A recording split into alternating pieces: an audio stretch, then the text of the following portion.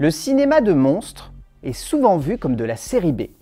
Dans la tête de beaucoup d'amateurs de cinéma, et de beaucoup de cinéphiles et de cinéastes, le film de monstre est souvent associé à un certain cinéma d'exploitation, ou à une idée un peu trop loufoque et extravagante de ce que peut être le 7e art, se jouant un peu de certains codes et d'une certaine logique de composition dramatique, se reposant un peu trop sur l'antagoniste principal du métrage que sur le contexte, et la forme dramaturgique que se devrait de prendre le récit. Ainsi, au fil des époques, au fil des évolutions du cinéma, et s'il est parfois attaché à de véritables révolutions créatives et artistiques, le genre reste souvent cantonné à du bis, à un cinéma un peu trop tape à l'œil, un peu trop divertissant, et pas assez proche de l'idée que l'on se fait du cinéma d'auteur pour donner lieu à des projets qui amusent, qui divertissent, qui passionnent même parfois, mais qui ne vont pas plus loin que cela, reflétant ainsi une idée un peu trop préconçue que l'on peut avoir du 7e art. Mais dans les années 50, un monstre a changé tout cela.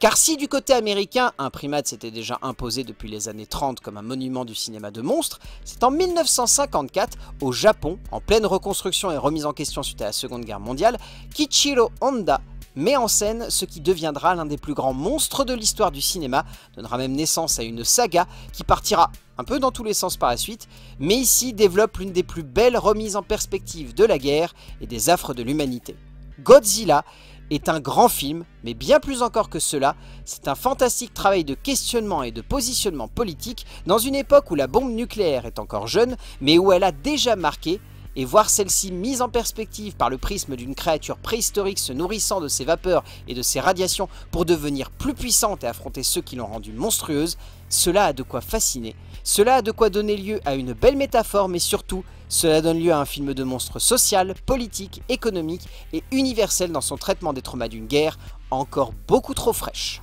Ainsi naquit un monstre du cinéma et de l'histoire, ainsi émergea des eaux Godzilla.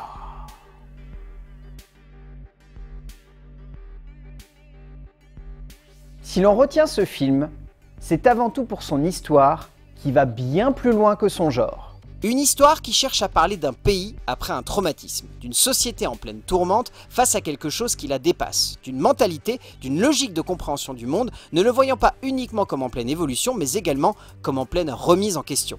Takeo Murata, Shigeru Kayama et Ichiro Honda ont développé un film politique sous couvert d'un divertissement très grand public, en faisant un film de monstre avant d'être un film à message. Les trois auteurs ont réussi à mettre en forme une parfaite logique de composition d'un récit sonnant comme une vraie aventure romanesque et forte, en développant correctement les parcours de personnages, en plaçant justement les contextualisations politiques et géopolitiques, et en ramenant constamment les humains au centre de la narration, parvenant ainsi à développer ce juste milieu qui fait que l'on ne regarde pas que un film de monstre, mais également un film sur une époque, sur nous, sur le monde. Une grande idée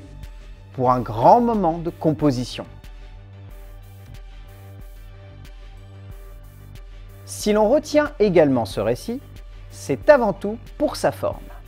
Quoi de plus compliqué, surtout en 1954, que de faire ressentir au spectateur le gigantisme d'une créature par le biais d'une mise en scène qui combine habilement séquences avec un homme en costume et prise de vue à hauteur d'hommes et de femmes, cherchant ainsi à faire ressentir le gigantisme d'une créature hors norme, mais détruisant tout de même sans retenue tout ce qui se tient sur son chemin. Ichiro Honda parvient à faire cela avec une grande logique, combinant travail de miniature, incrustation très subtile d'acteurs au premier plan pour rappeler la grandeur et la puissance de son monstre, le tout combiné à un travail du découpage et du montage rigoureux, donnant ainsi une perspective folle à tout ce que l'on voit, apportant une dimension humaine à la destruction qui se ressent dès la scène d'ouverture, jouant sur un suspense extrêmement haletant et parvenant même dans les scènes de destruction qui pourraient sonner comme datées, à marquer l'esprit du spectateur et à sonner comme encore très impactante et moderne avec notre œil de spectateur moderne. C'est habile, ingénieux, intense et d'une grande modernité. Si l'on connaît tous ce film,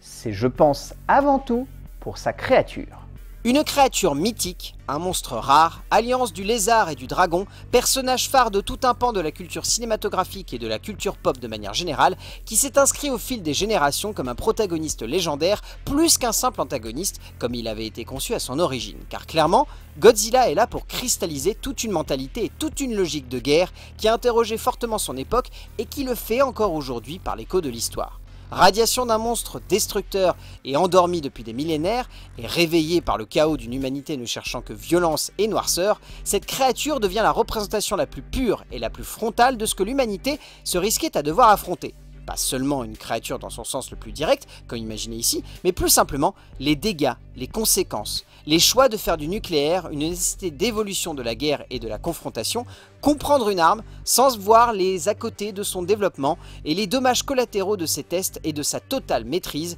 c'est cela qui fait de Godzilla pas uniquement le monstre d'un cinéma, mais surtout le monstre de la peur de ce que nous pourrions devenir. Un fantastique travail dramatique et une iconisation parfaite de ce personnage. Car il fallait des humains marquants pour soutenir la force de cette monstruosité. Des humains interprétés par de jeunes débutants à l'époque, mais également des grands noms du cinéma japonais. Takashi Shimura en premier forcément, immense nom du cinéma japonais qui ici est tout simplement magnifique et terriblement touchant du début à la fin. Kintsugai, particulièrement juste, tout en retenue et pourtant si impactant comme véritable vecteur d'immersion pour le spectateur. Akihiko Hirata, extrêmement fort et d'une grande justesse tout du long de l'avancée d'un personnage qu'il maîtrise à la perfection. Momoko Koshi, terriblement émouvante et marquante du début à la fin, portant avec une touche terriblement juste la féminité d'un après-guerre qui ravageait aussi les femmes et pas uniquement les hommes. Akira Takarada, charismatique au possible du début à la fin d'une œuvre dont il ressort comme un immense et formidable atout, et forcément, il faut parler de Haruo Nakajima, dont vous ne connaissez pas le visage, sauf si je vous dis qu'il met un masque de dragon, et qu'il faudrait l'imaginer en costume durant 1h30, et là, vous comprenez qu'il est un des acteurs les plus marquants de ce métrage. Un grand casting,